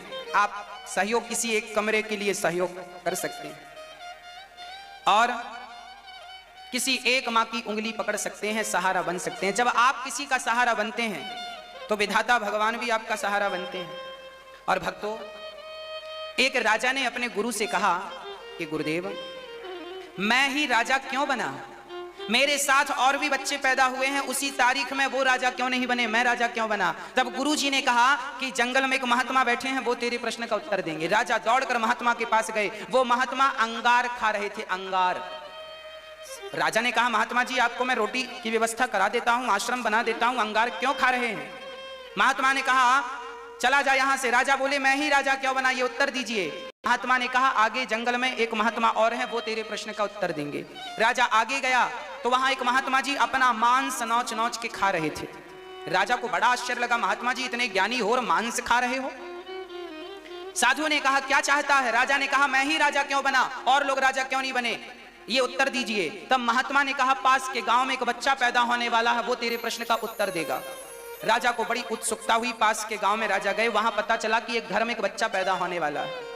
जैसे ही बच्चा पैदा हुआ राजा ने बोला बच्चे से बोल मैं ही राजा क्यों बना, और वो 2 साधु कौन थे जो तेरा पता बताए। तब उस बच्चे ने, जन्म लिए बच्चे ने हंसकर कहा राजन वो साधु जो तुझे पहले मिला, जो अंगार खा रहा था, और जो बाद में मिला जो मांस खा रहा था, और मैं और तू, हम चारों मित्र थे पिछले जन्म में। एक बार जंगल गए थे तो वहां रास्ता भटक गए थे, और हम चारों बड़े भूख से तड़प रहे थे, बड़ी भूख लगी थी। तभी हम एक गांव पहुंचे तो वहां एक भंडारा चल रहा था, तो वहां हम सबने भोजन ले लिया, और भोजन लेकर नदी के तट पर जाकर पत्ते बिछाकर भोजन पाने वाले थे। हम चारों भोजन परोसकर बैठे थे, खाने वाले थे। तभी एक भिखारी आया, और भिखारी ने कहा भैया हमें भोजन दे दो। तो एक मित्र ने कह दिया हम तुझे दे देंगे भोजन, तो क्या हम अंगार खाएंगे? तो इस जन्म में वो आज अंगार खा रहे हैं। हाँ? दूसरे से कहा भैया आप भोजन दे दो, भूख लगी है। तो उसने कहा कि हम तुझे भोजन दे देंगे, तो क्या अपना मांस खाएंगे? तो आज उनकी बुद्धि ऐसी है कि वो अपना खा रहे हैं। और हमसे उस बच्चे ने कहा, हमसे बोला कि भाई आप दे दो, तो उस बच्चे ने कहा हमारी भी बुद्धि बिगड़ गई, हमने भी कह दिया कि हम तुझे सब खवा देंगे तो हम भूख से मर नहीं जाएंगे। उस बच्चे ने कहा कि हम अभी आपके प्रश्न का उत्तर दे के अभी मर जाएंगे। और आपके पास जब वो गया तो आपने दयावश अपनी पूरी की पूरी थाली उसे देकर सिर्फ पानी पीकर भगवान को प्रणाम कर लिया। आपने अपनी पूरी थाली उस भूखे को खिलाई। यही पुण्य हुआ है आपसे। आपने पिछले जन्म में एक व्यक्ति को पेट भर भोजन कराया है, ओनली एक व्यक्ति को। उस एक व्यक्ति के भोजन कराने पर इस जन्म में विधाता ने आपको राजा बना करके भेजा है, राजा बना करके भेजा है। इसका अर्थ यह है कि जो दूसरों का पेट भरता है भगवान उसे कभी दुखी नहीं करते। इसलिए यहां अन्न क्षेत्र चलता है, रोज लोग भोजन करते हैं। आज अन्न क्षेत्र में जब हम अन्न रोटियां बांट रहे थे तो एक साधु ने आज हमसे कहा, महाराज जी हमें 10 रोटी दीजिएगा। हमने कहा जी ले लो। उसने कहा कल हमने केवल 2 रोटियां खाई थी। हमने कहा, वो साधु रोज 10 रोटी लेकर जाते हैं। हमने कहा आपने तो कल 10 रोटी ली थी, तो आपने 2 क्यों खाई? बोले 8 रोटी हम बचा के रखे थे, और जो हम रोटियां ले जाते हैं तो बचा के रखते हैं। कोई भूखा प्यासा हमारे पास आता है तो हम भी थोड़ा रोटियों का दान कर देते हैं। सोचो, वो साधु संत जो यहां से भोजन लेते हैं वो भी अपन यदि 4 रोटी लेते हैं ना तो 1 रोटी वो साधु लोग दान कर देते हैं। बंदर को खिला देंगे, गाय को खिला देंगे, या जरूरतमंद को। वो फुटपाथ पे संत रहते हैं ना कुछ, तो उन्हें कोई भी आदमी बैठ सकता है फुटपाथ पे आकर भूखा प्यासा, तो संत लोग ना 2-4 रोटी बचा के रखते हैं, इसलिए कि कोई भूखा मेरे पास आकर बैठ जाए, अरे मेरी आसन पर आकर यदि कोई भूखा बैठ गया है तो जिम्मेदारी मेरी है कि मैं उन्हें पेट भर के भोजन कराऊं। इसलिए यहां जो साधु संत भोजन लेने आते हैं, करते हैं, ये सब उच्च कोटि के साधु महात्मा हैं। ना जाने किस रूप में नारायण मिल जाएं, ये सभी साधु संत जो रोटी लेते हैं उस रोटी में से भी सारी रोटियां खाते नहीं, कुछ तो दान कर देते हैं अपने हाथ से। देखिए कितना बड़ा पुण्य है। आप दान कर रहे हैं, उसका फल आपको मिला। आपके दिए दान की रोटियां वो दान कर रहे हैं तो उसका भी दशांश आपके खाते में ही जाएगा, अर्थात डबल पुण्य प्राप्त होता है। हमारे गुरुजी कहते हैं कि पैसा आप किसी को दोगे तो वो खर्च कर सकता है, पर पेट भर रोटी खिला दोगे तो उसके पेट में जब तक वो रोटी रहेगी, और जब तक वो रोटी रहेगी और वो तब तक जितना भगवान का भजन करेगा उसका 20% आपके खाते में जाएगा, क्योंकि आपकी रोटी उसके पेट में काम कर रही है। इसलिए आप सभी लोग यदि सामर्थ्यता दी है ईश्वर ने तो आप जरूर इस अन्न क्षेत्र की सेवा से, अन्न क्षेत्र से जुड़िएगा। और यहाँ माओ की सेवा तो होती है, अन्न क्षेत्र की सेवा नित्य चलती है। रोज हजारों लोग, आप अपनी आंखों से आकर देख लीजिएगा। मैं निवेदन करता हूं, आए आप और देखें, हजारों लोग रोज भोजन करते हैं, रोज प्रतिदिन, और आशीर्वाद देकर के साधु संत जाते हैं। और यहां दवा क्षेत्र भी चल रहा है, रोज दवाइयां ये साधु संत लोग दवाई के पैसे कहां से लाएं? भगवान का भजन करते हैं तो इन सभी साधु संतों को दवाई निःशुल्क, डॉक्टर निःशुल्क प्राप्त हो रहा है। सारे साधु संत माताएं, बच्चे बड़े प्रसन्न हैं, और एक हॉस्पिटल भी बनने का कार्य जल्दी से चालू होगा। आप सभी का यूं ही योगदान रहा, आप सभी की एक एक ईंट से ये सब काम हो जाएगा, एक एक थोड़े थोड़े सहयोग से। आप अपनी सामर्थ्यता के अनुसार सहयोग कीजिएगा। प्रिय भक्तों, आप बड़भागी हैं, आप बड़े हैं, इसलिए तो आपके बल पर ये दास ये सब कर पा रहा है। मेरी कोई ताकत थोड़ी है।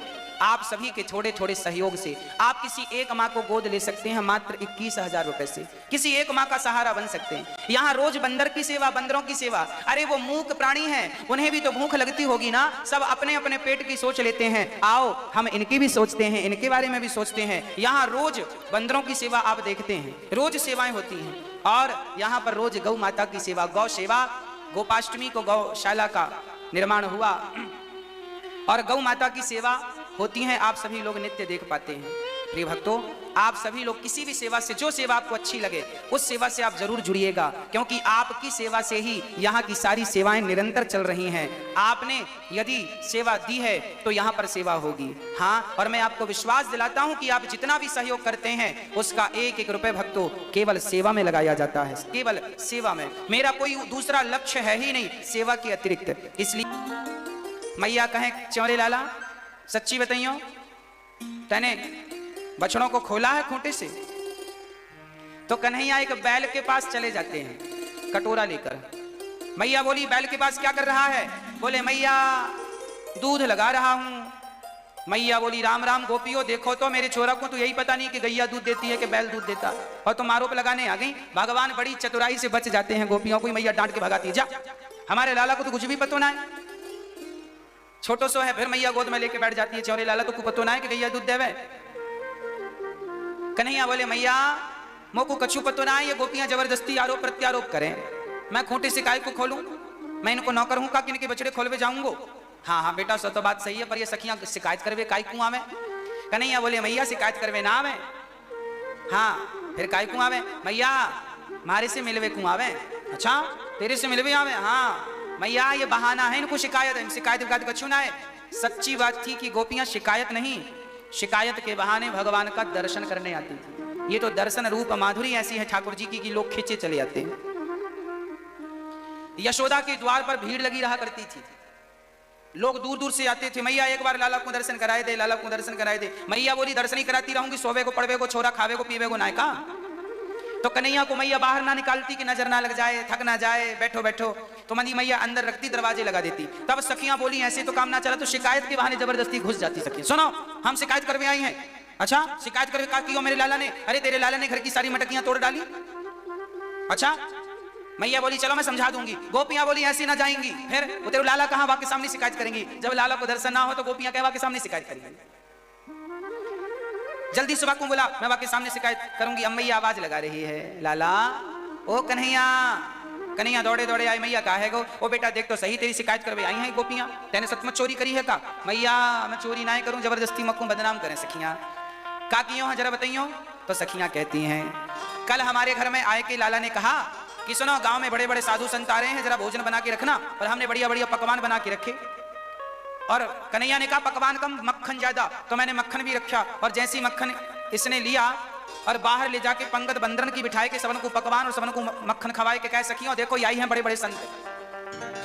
मैया ऐसो परेशान करे, बंदरन को सब खवा देवे और कहे कि मैं संतन को खवाए जा रही हूं। मैया बोली चौरे लाला तू ऐसी झूठी बात करे। कन्हैया बोले मैया मैं झूठो ना, ये सखियां एक नंबर की झूठी हैं, मारे गाल पकड़ पकड़ के कहे हमारे से शादी कर लो, हमारे से शादी कर लो। मैया बोली क्यों सखियो तुम आपसे शादी करवे की बात कहो, लड़का को छोरा को बिगाड़ियो मत, शादी वादी की चर्चा ना क्यों करो छोरा से। कन्हैया बोले मैया चर्चा का क्यों करो, इनने तो सेट कर रखी है। अच्छा तो सखियां बोली मैया हमने ना सेट कर रखी, तेरे लाला नहीं सेट कर रखी है शादी। अच्छा मैया बोली राम राम राम राम, मेरे छोरा तनक से छोरा शादी वादी की भी बात कर लियो, बोल तो सही कहां तेने शादी सेट कियो। तो कन्हैया कह रहे हैं मैया एक दिन, हाँ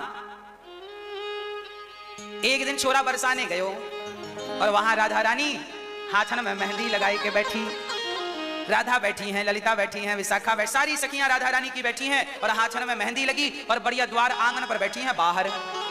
तभी तभी तभी हवा चली, और जब हवा चली तो हवा के झोंके से सखियों के राधा रानी के बाल बिखर गए, कानों का कुंडल गिर गया, बाल का गजरा नीचे गिर गया। वहां पर कोई नहीं था, केवल कृष्ण थे। और जब कृष्ण थे तो राधा रानी ने कृष्ण को कहा लाला यहाँ आओ, का है गो। ओ लाला तू देखे ना है हमारे हाथ में मेहंदी लगी और कान के कुंडल और यहाँ बाल के गजरा गिर गए, ने जरा पहनाए दे। तो राधा रानी ने श्याम सुंदर से क्या कहा, बरसाने की क्या चर्चा है जरा सुनिएगा। कि देखो जिस परमात्मा की एक झलक कोई देख नहीं पाता, आज वो भगवान मां यशोदा की गोद में बैठकर दूध पी रहा। एकदा गृहदासीसु यशोदानंद गेहिनी कर्मांतर नियुक्तासु निर्ममंथ स्वयं दधि। हाँ श्री भगवान कृष्ण मां यशोदा का दूध क्यों पीते हैं? कौन है मां यशोदा? मां यशोदा पिछले जन्म में धरा नाम की स्त्री थी, इनका नाम था धरा। मां यशोदा जो इस जन्म में, ये धरा जंगल में भगवत भजन किया करती थी, पूरी जिंदगानी भगवान के भजन में लगा दी धरा ने। कोई सुख नहीं चाहा संसार का, ना तो कोई सुख की कामना थी। देखो एक व्यक्ति वो होता है जिसे सुख की कामना होती तो है पर उसे मिलता नहीं है ना। अब जैसे साधु हैं, साधु को शादी करनी ही नहीं है, उसे चाहिए ही नहीं स्त्री। और एक आदमी है वो भी उसी साधु की उम्र का है पर रो रहा है, बोले मेरा विवाह नहीं हुआ। तो दोनों के पास स्त्री नहीं है, 40 साल का साधु है और 40 साल का एक व्यक्ति है, पर साधु को चाहिए ही नहीं और उसे चाहिए तो पर मिलती ही नहीं। मतलब उसके भीतर इच्छाएं हैं, चाहत है, पर मिल नहीं रहा, और साधु के अंदर चाहत है ही नहीं। तो आपके जीवन में जिस चीज का अभाव है उस जगह भगवान का भाव रखिए, और जो नहीं मिला उस पर जरूर आपकी भलाई थी इसलिए विधाता ने नहीं दिया। भगवान का भजन करो, मन भोगों में ना लगाओ। एक बार नारद जी का भी मन हुआ था हम भी शादी कर लें, पसंद भी आई थी एक लड़की, नाम था विश्वमोहिनी, करने गए थे शादी। पर भगवान, देखो नारद जी को लग रहा था शादी हो जाए, हमारी भी बच्चे बच्चे हो, हम भी थोड़ा आनंद करें, पर भगवान को पता था कि इस शादी में इनका नुकसान होगा, तो भगवान ने होने ही नहीं दी, बंदर का मुंह बना के भेज दिया नारद जी को। इसका अर्थ यह है कि आपको नारद जी को पत्नी नहीं मिली, इसमें नारद जी की भलाई छिपी थी कि नहीं? वो भजन करते हैं आनंद से और कहां शादी में उलझ रहे हैं, कहां ये जंजाल में पड़ रहे हैं। तो नारद जी को बाद में पता भी चला कि मैं गलत चला गया, मेरा माइंड खराब हो गया था, बुद्धि, पर भगवान ने बचाया। याद रखना, जीवन में जो ना मिले समझना कि भगवान की बहुत बड़ी कृपा है आप पर, कि ईश्वर आपको बहुत बड़ी चीज से बचा लिए। कई लोग रोते हैं नहीं मिला नहीं मिला, पत्नी नहीं है तो लोग रोते हैं, काहे को रोते हो, भगवान में मन लगाओ। साधु संतों के भी तो पत्नियां नहीं है, वो तो मस्त भगवान का भजन कर रहे हैं, तुम भी बन जाओ साधु। किसी के बेटा नहीं है तो रो रहा, काहे रो रहे हो भैया, बड़े प्रेम से भगवान में मन लगाओ। नहीं है तो अच्छा ही है, चिक चिक नहीं है, झंझट नहीं है, जिनके है उनसे पूछो, बेचारी परेशान है। इसलिए जीवन में जो मिल जाए तो भगवान का प्रसाद समझ के रखो, और जो ना मिले उसके लिए रोने से अच्छा है। मीराबाई भी भगवान के लिए, मीराबाई बेटे के लिए, पति, मीरा का पति मरा तो मीरा रोई नहीं, मीरा के बेटा नहीं हुआ तो मीरा रोई नहीं, क्योंकि मीरा तो ऑलरेडी भगवान के लिए रो रही थी। और किस किस के लिए रोएगी वो? भगवान के लिए रोना ही सबसे बढ़िया है। जमाने के लिए रो तो अलग अलग चीजों के लिए रोना पड़ता है। हाँ, बुआ मरी तो उसके लिए रो, फिर मौसी मरे तो उसके लिए रो, फिर दुनिया मरे तो उसके लिए रो, सबके लिए अलग अलग रोने पड़ना पड़ता ना। और भगवान के लिए एक ही बार रो लो बस, अलग अलग का झंझट नहीं है। हाँ या ना? हाँ, एक परमात्मा के सामने रो लिया बस, फिर किसी के सामने रोना पड़ेगा ही नहीं, भगवान रोने ही नहीं देंगे। आप संसार के लोगों के सामने तो रोते हैं, भगवान के सामने नहीं रोते, इसलिए सबके सामने अलग अलग जा जाकर के रोना पड़ता है। और जो भगवान के सामने रो लेता है फिर उसको अलग अलग जाकर के रोना नहीं पड़ता, वो भगवान का हो जाता है बस। मीराबाई ने भगवान के सामने रो लिया, फिर उसे किसी के सामने रोना नहीं पड़ा। अब आप डिसाइड करो कि भाई आपको किस किस के सामने रोना है। हाँ, मां धरा के घर में कुछ साधु आए, साधुओं को बड़ी भूख लगी थी।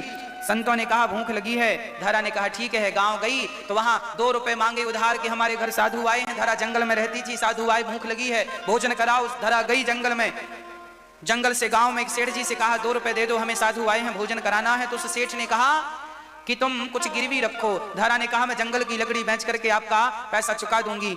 नहीं माना, बोला तुम सुंदर हो, अपने स्तन मुझे दे दो। धरा ने कहा ठीक है। अपने स्तन धरा ने काट करके उसके हाथ पर दे दिए और 2 रुपए लेकर साधुओं की सेवा की, स्तन दान किया मां धरा ने। तब भगवान प्रकट हो गए, वो साधुओं ने भोजन किया। तो साधुओं की तृप्ति होते ही, जब आप किसी को तृप्त करते हैं ना भक्तों, तो भगवान प्रकट हो जाते हैं। भगवान प्रकट हो गए। धरा आपने साधुओं की सेवा के लिए अपने स्तनों का दान कर दिया, दान कर दिया आपने, पर साधु को भूखा नहीं जाने दिया। मैं आपकी अतिथि सेवा से प्रसन्न हो गया हूं। अगले जन्म में मैं आपका बेटा बनकर दूध पीऊंगा, इन्हीं स्तनों का पान करूंगा जिसको काट कर आपने सेवा की है। भगवान मां को स्वस्थ करते हैं और अपने धाम ले जाते हैं। द्वापर में यही यशोदा बन के जन्म लेती हैं और कृष्ण दूध पीते हैं। और मां यशोदा जैसी भाग्यशाली मां ना तो कौशल्या थी ना तो कोई थी। ये यशोदा मां पता है लाठी लेके दौड़ती, तैने मटकी तोड़ी है, आज तुझे पकड़ के बांधूंगी, आग मैया मत पकड़ियो। जिससे पूरी दुनिया डरती है, जिससे देवी देवता ब्रह्मा भी डरते हैं, वो भगवान कहते हैं कि मुझे मां यशोदा से डर लगता है। देखो तो जरा, सच कहूं भगवान बिक गए हैं, भगवान बिकाऊ हैं। हाँ, यदि मैं आपको कहूं कि आप बिकाऊ हो तो आप बुरा मान जाओगे, हमें बिकाऊ कहते हो, हम बिकाऊ नहीं है, पर भगवान बिकाऊ हैं। है कोई खरीदने वाला? अरे प्रेम का मूल्य कोई दे तो भगवान प्रेम के मूल्य से बिक जाते हैं। राम ही केवल प्रेम प्यारे, प्रेम का मूल्य कोई लगाए। गोपियां पकड़ती हैं एक बार ठाकुर जी का हाथ, कहती हैं नाचो, तब छोड़ेंगी तो नाचते हैं। बोले भगवान हमें छाछ पिलाओ तो और नाचेंगे, तो छाछ नमक डाल के पिलाती हैं, तो कमर में हाथ रख के ऐसे ऐसे नाचते हैं। अब विचार करो कि क्या वो छाछ का भूखा है? नचाने वाली गोपियां हो तो आज भी वो नाचने को तैयार है। सामने प्रहलाद खड़ा हो तो वो आज भी खंबे से निकलने को तैयार है। कमी प्रहलाद की है, कमी भगवान की नहीं है। बुलाने वाली कोई द्रौपदी हो तो आज भी आने वाला है, पर कोई बुलाने वाला बचा ही नहीं। सब स्वार्थी हो गए, सब बुलाते हैं तो अपने स्वार्थ के लिए बुलाते हैं। काम बना दो भगवान बस। मां पकड़ती है लाठी लेकर, आगे आगे कन्हैया, पीछे पीछे मैया भागती है। आहा, भगवान समझ गए। भगवान को देखो कोई पकड़ नहीं सकता, पर भगवान समझ गए कि मैं पकड़ में नहीं आऊंगा तो मां बीमार पड़ जाएगी। कब तक दौड़ेगी? श्वास ना उखड़ जाए, अस्थमा की प्रॉब्लम ना हो जाए। तो भगवान धीरे धीरे दौड़ने लगे। मैया गई, झट से पकड़ लिया, अब पकड़ में आया। चल तेरी आरती उतारूं। कन्हैया बोले मैया कैसी आरती उतारेगी? चल चल मैं बताऊं। बांध दिया। मैया कैसी आरती? तो हाथ में दिया लेके उतारती हो, तुम तो बांध रही हो। हाँ पहले बांध लूं, फिर लाठी से उतारूंगी तेरी आरती। आरती भी कई प्रकार की उतरती है। बांध दिया, और जब बांधा तो 2 अंगुल रस्सी कम पड़ गई। भगवान कब बंधते हैं? जब अहमता और ममता मिटती है तब। अहंकार यदि भरा होगा आपके भीतर तो अहंकार भरा है तो भगवान बंधने वाले। इसलिए भगवान को बांधना चाहते हैं तो पहले अपने आप को अहंकार से मुक्त कर दीजिए। अहंकार की बेड़ियों को खोल करके, पर खोल रे पंछी तू पिंजरा तोड़ के उड़ जा, माया महल के सारे बंधन तोड़ के उड़ जा। उड़ जा, ये बंधन तोड़ दे अहंकार के, तब कहीं जाकर तेरी मुक्ति होगी, और नहीं तो बंधन छूटेगा नहीं तो फिर कभी भगवान मिलेगा नहीं। पता नहीं, मुझे बड़ी बड़ी हंसी आती है उन पर जो लोग बात बात पर एटीट्यूड दिखाते हैं, अहंकार दिखाते हैं। लोगों की अकड़ ऐसी है साहब, ऐसी पता नहीं किस चीज की अकड़ है। आज लोग ऐसे चलते छाती तान अकड़। 2 पैसा किसी के घर आ जाए, थोड़ा सा भगवान की कृपा आ जाए, थोड़ा सा धन दौलत आ जाए, और फिर देखो बेटा नौकरी पे लग गया तो बाप पकड़ के चलता, पता नहीं काहे की अकड़ है। हाँ, हमारी माताओं के गले में जरा मोटा सा मंगलसूत्र, मोटा सा रानी हार आने तो फिर देखो ऐसे ऐसे, देखो हम भी तुमसे कम नहीं है, हमारे गले में भी रानी हार है। उनको ज्यादा दिखाएंगी जिनके पास देखो तुम्हारा छोटा है हमारा बड़ा।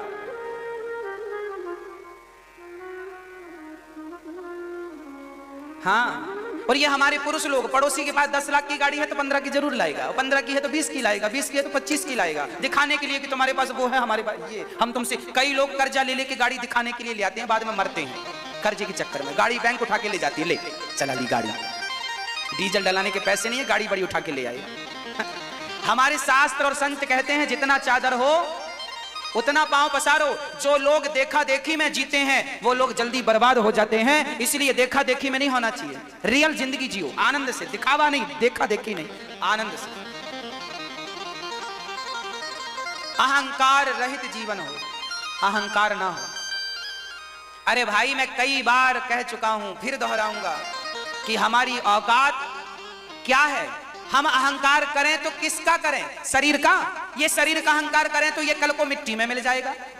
पैसों का अहंकार करें तो कल को पैसा बच्चे बांट लेंगे, और जरूरी नहीं है कि तुम्हारा सब पैसा देने के बाद तुम्हें गिलास भर पानी मिले, इसकी तुम गारंटी नहीं ले सकते आज के युग में। तो अहंकार तुम्हें किस बात का? तुमने बंगला बनाया, कोठी बनाया, इसका अहंकार है। तो लाल किला बनाने वाले राजा भी मिट्टी में मिल गए, लाल किला खड़ा है, आज झाड़ू लगाने वाला कोई नहीं है, पक्षियों का घोंसला बना पड़ा है। किसका बचा सिंहासन और किसका बचा शासन? ये तो बताओ, तुम्हारा क्या बचेगा? रावण जैसों की सिंहासन नहीं बची तो तुम्हारी सिंहासन कितने दिन की है? सवेरे का सूर्य शाम को अस्त हो जाता है, तो तुम्हारा ये शरीर 100 साल का ही तो है, 80 साल भी जी लो तो बहुत बड़ी बात है। अहंकार ना करना। ये उंगली भी तुम हिला रहे हो तो अपने बल से नहीं, भगवान चाह रहे हैं इसलिए उंगलियां हिल रही हैं। शरीर काम कर रहा है, नहीं तो पैरालाइसिस जिनको आ गया है उनकी उंगलियां भी नहीं हिल रही हैं, वो चाहते हैं कि उंगली हिले पर नहीं हिलती। मतलब भगवान जब तक चाहेंगे तो शरीर काम करेगा, नहीं चाहेंगे तो नहीं करेगा। हमारी औकात केवल 25 रुपए के घड़े में हमारी राख आएगी। जब हम मरेंगे तो चिता पर जलेंगे, जलेंगे तो राख बनेगी, राख को उठाकर लोग 25 रुपए के घड़े में डालेंगे और लेकर जाएंगे गंगा जी में डाल देंगे। तुम्हारा पता नहीं चलेगा कहां चले गए। कहते थे हमें लोग जानते हैं, हम ये हैं, हम वो हैं। 25 रुपए के घड़े में आ जाएगी तुम्हारी सारी राख, और बातें कर रही थी करोड़ों की, और घड़ा मिला 25 रुपए का। बताओ आप लोग आओगे कि नहीं 25 रुपए के घड़े में? आएंगे। हाँ, तो बात बड़ी बड़ी ना किया करो, अहंकार ना किया करो। असली औकात यही है, असली असलियत यही है कि हम सबको 25 रुपए के घड़े में समा जाना है, मिट्टी बन जाना है। प्यार मोहब्बत से जीवन जी लो, शांति प्रिय जीवन जी लो, भगवत भजन करते हुए जीवन जी लो, दो प्यार की बातें करते हुए जीवन जी लो, दूसरों को सहारा देते हुए जीवन जी लो। नहीं तो राख तो बननी ही है। ये जिंदगी आइसक्रीम की तरह है, या तो टेस्ट कर लो, नहीं तो वेस्ट तो होनी ही है। हाँ जी, मां यशोदा ने बांधा, लाला बंधे और उखल को टेढ़ा किया, यमलार्जुन का उद्धार किया। दोनों ने स्तुति की, भगवान ने कृपा की, सुखिया पर कृपा की, अघासुर पर कृपा की, और ब्रह्मा जी ब्रजवासी बछड़ों को चुरा कर ले गए। भगवान ने ब्रह्मा जी पर भी बाद में कृपा की। उनने जब राधा जी के संग कृष्ण का विवाह कराया तो भगवान ने उन्हें भी माफ किया। धैनुकासुर को बलराम जी ने मारा। कालिया नाग पर भगवान ने कृपा की, जल को दूषित कर रहा था, भगवान ने काली दह पे कूद करके कालिया नाग को रमण द्वीप भेजा। प्रलंबासुर का उद्धार किया है। गोपियों ने सुंदर सा गीत गाया। सुंदर है ठाकुर जी वरहा पीडम नटवर वपुः कर्णयो कर्णिकारम। ठाकुर जी की सुंदरता का निरूपण कल करेंगे, कल विवाह भी होगा। भगवान ने गोपियों के वस्त्र चुराए, कहीं गलत स्नान करने की निर्वस्त्र होकर परंपरा न बन जाए। चीर हरण किया, बाद में लौटाया है चीर। यज्ञ पत्नियों पर कृपा की और भगवान गिरिराज की पूजा करने गए। मैया इंद्र की पूजा ना करो, गोवर्धन की पूजा करो। आइए हम सब गोवर्धन की पूजा करने चलते हैं। सभी लोग, माँ यशोदा, सारे ब्रजवासी, नंद बाबा सारे ब्रजवासियों को लेकर गए। चलो गोवर्धन की पूजा लाला कह रहा है तो चलते हैं। सारे ब्रजवासियों ने गोवर्धन की पूजा की, परिक्रमा लगाई, पूजा की, और सारे ब्रजवासी पूजा करके 56 भोग लगाकर अब हमारी माताएं भगवान को भोग लगाएंगी, सभी माएं। और आप ये कथा YouTube पर भी देख रहे हैं, आप अपने मोबाइल पर YouTube पर कथा जरूर